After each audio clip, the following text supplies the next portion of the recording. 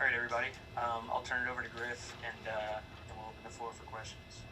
Hey, good morning, everybody. Thanks for zooming in here while we're at shoot around. I know you guys are going to have to go back to work here when shoot around is over, so appreciate you taking the time to do this.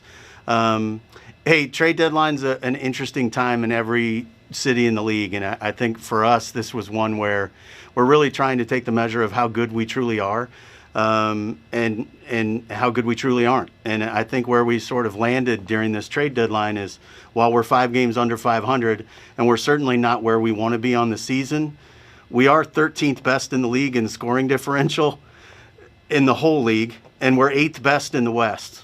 And we've got the 7th best offense in the league, and unfortunately the 28th defense. And I think what you've seen, because we've got a very good scoring differential and not a very good record, is exactly what you're supposed to expect from a very young team that hasn't learned how to win yet. And that's how this goes. That's what growth and maturation looks like.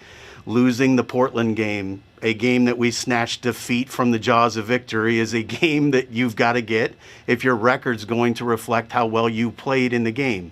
You won that game. You put yourself in position to win that game, and we didn't get it. And that's what young teams do. Getting over the hump and learning how to battle through that is a big part of how we grow and evolve. And I think you've seen our response to that in the last 6 games. So we're 4-2. We've got the 3rd best scoring differential in the league in that period of time. We've got the 5th best offense and the 8th best defense in that period of time. So we're moving in the right direction. And if you watch us play, it should be very evident that our young kids are growing and evolving in a very positive way.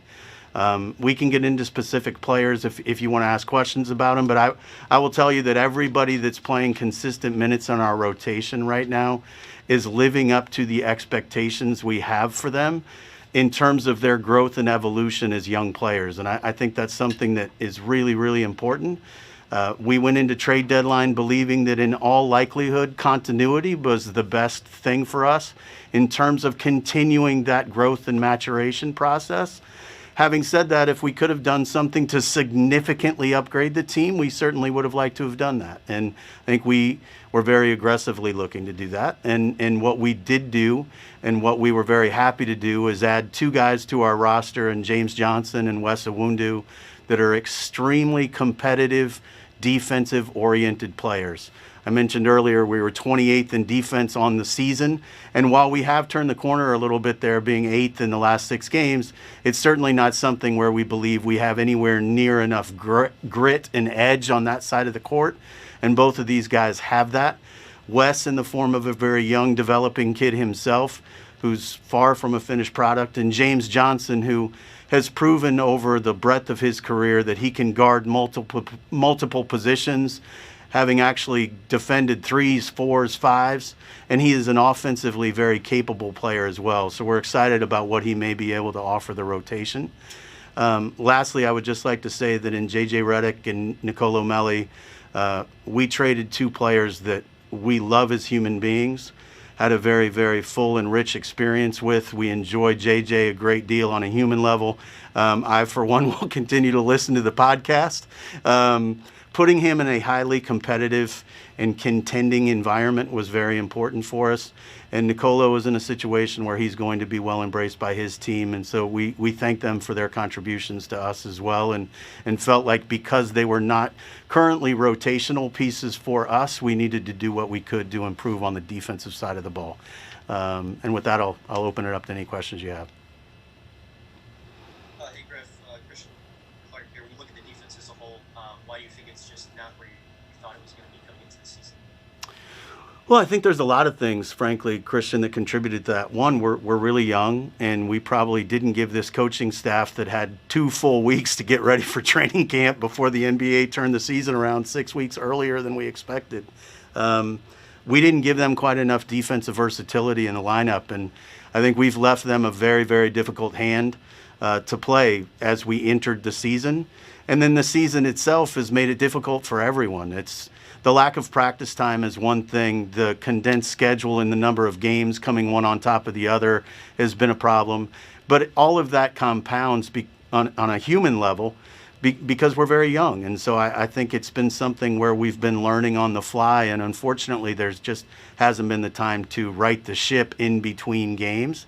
But again, to be clear, we've been much better in the last 6 games. We've been much better over the last 10 to 15 games in areas that we needed to improve. So I think to a huge degree what you've seen is the coaching staff is almost having to use games as a form of working on things as you might in practice.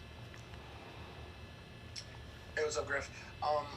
We've been hearing rumors about Lonzo Ball basically since the start of the season. I guess how did you guys come to the decision that it was better to keep him at the trade deadline rather than making a move? Well, Lonzo's one of the most highly scrutinized players I've ever seen. He has the most polarizing sort of narrative around him that I've ever dealt with before. He's either the greatest player in the NBA or the worst player that's ever played, and apparently there's no in between. It's been unfair to Lonzo the whole time. What's also been unfair to Lonzo, and frankly, I think everybody needs to think about this big picture-wise. It's unfair to every player that deals with this. The noise around the game is so much more significant now than it's ever been. The lack of truth in what you can read and what is said is overwhelming. So a lot of the things that's happened with Lonzo have happened because Lonzo's not a vocal guy who's going to read something online and immediately have to correct that. He's not somebody that's going to walk in front of all of you and go, that's absolute bullshit. I don't believe XYZ, because that's not who he is. But quite often that's what happens, and you read a lot of that, Will, and I think you can hear a lot of that out there too, anecdotally, around Lonzo, because he's a fascinating player. He's a guy who can do some spectacular things. And what we've seen him do is be as hard a worker as we have, improve his shooting as much as you possibly can, be diligent in the weight room. He loves his teammates. He's made it very clear personally, one-to-one, that he wants to be here. And yet what you will read is, this is a player who doesn't want to be here. He's clearly not in our plans, so you should trade him for a ham sandwich. Well, that doesn't make any sense when we know the actual real story behind Lonzo Ball. So I would just tell you, be really, really careful of the things you read. And most things that are in print because somebody stands to gain by putting them that way and by leaking those stories. And for whatever reason, Lonzo ends up the whirlwind of more of that than most. This is Fletcher. Just to kind of maybe follow up on philosophically what kind of you just said. Do you look at guys on this team? You talked about the young players developing and where you are now. Are there certain, obviously, players that are untouchable, but where are you as far as maybe Lonzo and certain players is they are absolute core pieces of what we are going forward and will be with us? Yeah, it's a great question, Fletcher, and I think we're learning that. Like, we've had very, very little time with this group. I think everybody, because this season has been as strange as it has, and last year extended as long as it did, I think you lose sight of the fact that this team hasn't even played 2 seasons together. They've had one real training camp and one whatever this year would be called together. And that's really, really complicated. Everybody's rookies around the league didn't get summer league. None of those young kids got to grow before this season started.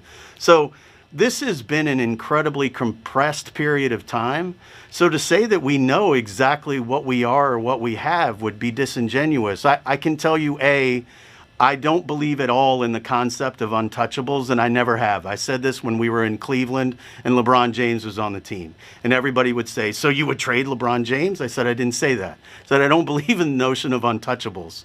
I don't like speaking to that. I don't like saying there's one core of our team that's more important than another.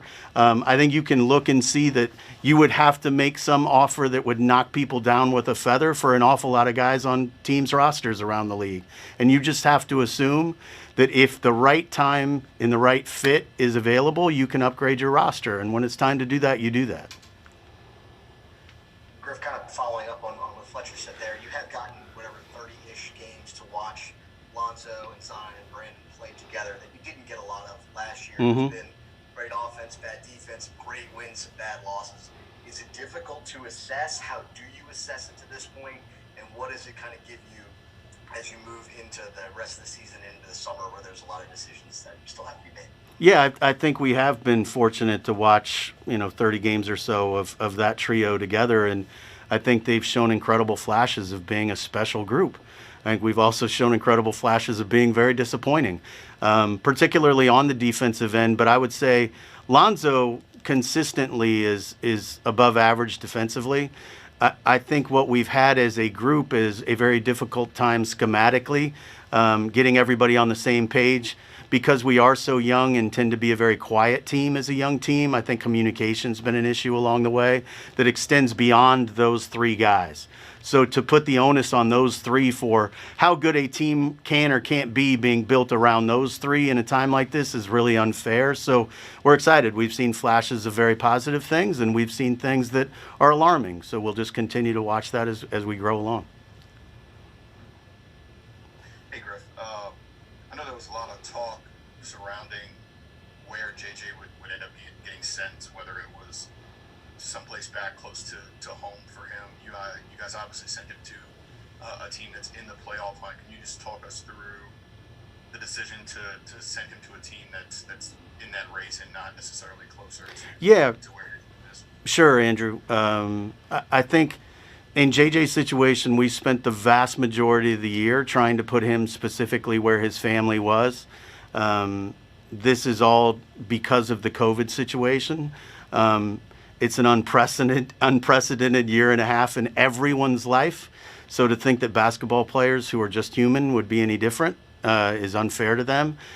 COVID has created a lot of negativity for a lot of different people, and it's put a lot of strain on families in ways that it never has before, and athletes are no different. And so we did spend a great deal of time trying to put JJ closer to home. When it became clear that the teams that were in the best position regionally for him were not necessarily the most aggressive in landing him, we did have conversations about the importance of immediately contending as he's aging. And I think we felt confident that JJ welcomed the better contending opportunity. And because we were not even clearly in the play-in at this point, I felt it was the right thing to do for him and his family.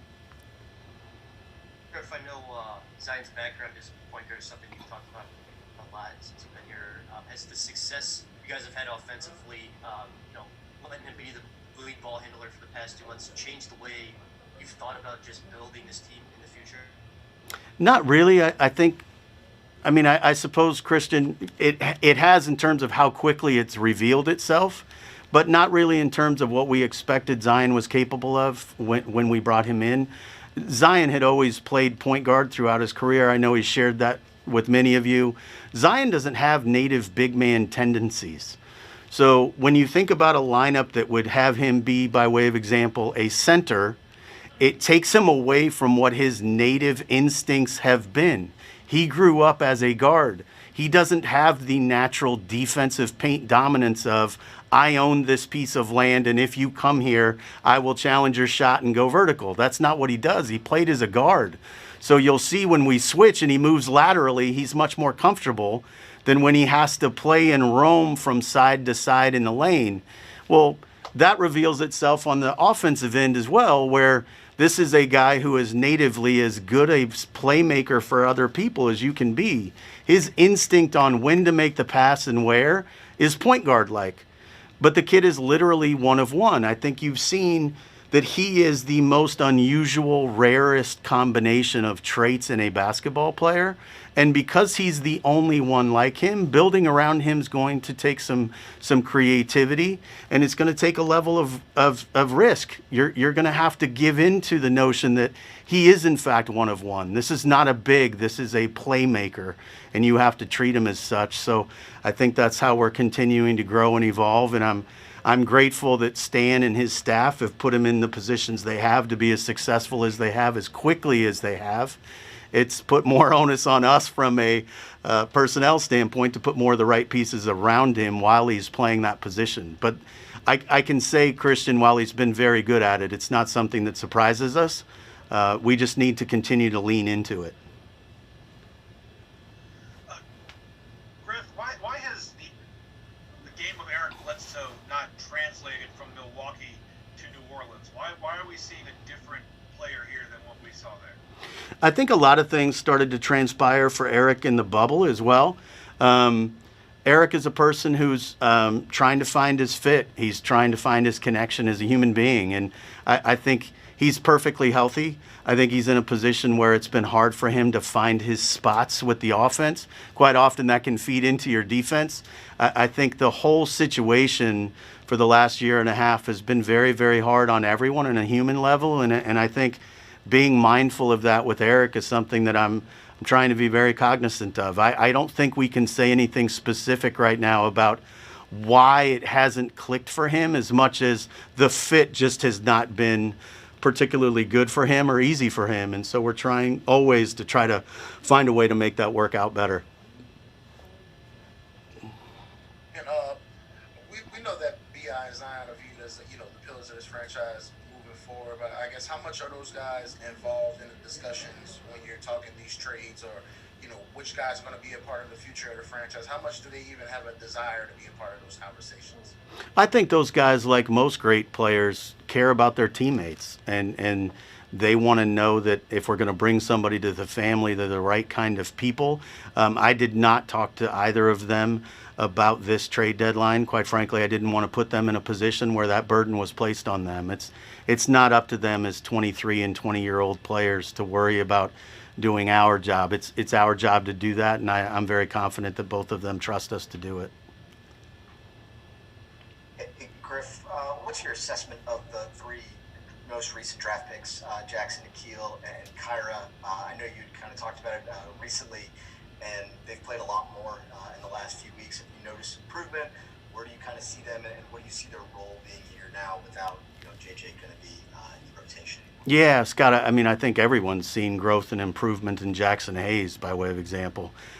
Jackson's a kid who's growing and evolving very, very quickly. From the time he came back, I would say after the Christmas break probably would be the time that I could say unequivocally he was much, much better. I'm sorry, I said the Christmas break. We had a little break there at New Year's. There was a day off or so. And he came back with a totally different mindset, and he has attacked the weight room the last 6 weeks or so in a way that he hadn't. I think he's completely bought into the realization that he can play multiple positions and he can guard virtually anybody. He knows what his strengths are, and I think as he continues to learn how not to foul, he'll continue to be on the court longer, because offensively he is incredibly, incredibly gifted, and I think you're seeing that night after night now. I think Billy Hernan-Gomez playing the minutes he was playing in front of Jackson was probably something that helped spur Jackson as well. But his level of focus and attention to detail during the time that Billy was playing those minutes, his relationship with Steven and Billy have all kind of coalesced to create an incredible wave of positivism around Jackson. And he's really delivered for us of late. It would be hard for anybody to argue that. I think Kyra Lewis is playing significantly more than we anticipated when we drafted him. I think we even said this about Jackson last year. If he redshirted, it would have been fine with us. Unfortunately, there was no G League season really at the time that our season started for him to continue to get reps. And Kyra came into this with no summer league, no G League, no pre-draft workouts. So for him to be as good as he is already in NBA games as a 19-year-old kid is mind-numbing. And like Jackson, he's among the very hardest workers on our team. He's incredibly diligent in the weight room. His attention to his player development workouts with Teresa Weatherspoon have been incredible. So I think you're seeing him grow and evolve very rapidly, far more rapidly than we had any right to believe he would. And Nickeil Alexander-Walker is somebody that we believe very strongly is a starter in this league. And when he's had consistent opportunities to play minutes, I think he's shown that. I think he had a stretch of games where he was not particularly good playing consistent minutes, but he's also shown incredible flashes of brilliance. And we think as he grows and evolves as a player, he's going to show more and more of those and less of the frustrating times. Griff, I have just a follow-up, but I wanted to ask another question. Do you think, maybe following up, you just mentioned Nikhil, that we could see him start with Lonzo, but that's not the question. That was just a follow-up. The question was, you've been doing this a long time, obviously, Cleveland and Phoenix. Was this year any different, or was it the trade deadline deadline is normal for you? And how do you handle that? Do you go home and think about what could have been, or do you just kind of wash it and let it go and realize what happened? And because of COVID and free agency this summer and maybe a smaller market, was it a flurry of phone calls where you close? And then I expect you to get specifics, but maybe just how it evolved for you this year. I wouldn't say trade deadline specifically was any different. The start of the season was horrifically bad for everybody. It's no different for us than it was every team in the league. To have to go into training camp with 2 weeks of an open transaction window instead of 20, that's just totally unheard of for all of us. No one's ever dealt with that. No matter how long you've been in the league, you've never dealt with that. So that was unusual. This trade deadline was not particularly different than any other. It was an open transaction window in the way that it normally would have been. So you just had to continue with the usual calculus of opportunity and timing and cost. I think we were very aggressively looking to improve our team. And I think we made it very clear to teams that had players we thought were upgrades that we were willing to go very deeply after those players. And if those opportunities don't mesh, you just continue along. That's no different than any other year. We didn't have a level of urgency this year that was any different than any other.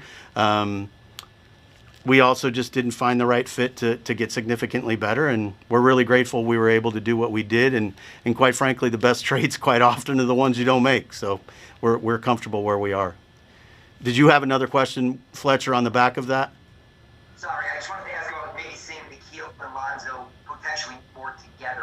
I know that's probably Stan's decision, but is that something you all discuss? Yeah. Capacity? Yeah. Sure. I think because of Lonzo's injury situation, and I don't expect he plays today or tomorrow, quite frankly, because of his injury situation, I think it's made it so that you're seeing Nikhil in his role rather than seeing Nikhil with him. But I think you absolutely will see that as we continue along, particularly as the coaches get the James Johnson piece integrated a little bit. The versatility James have will make it so that our lineups change a little bit in ways that they weren't. So I certainly think you could see Nikhil and Lonzo together. I think you're going to see more of Kyra and Nikhil together as well. So I'm excited about where those kids are heading together. All right, I think that'll wrap it up. Thank you, Griff, for your time. Thank you, guys.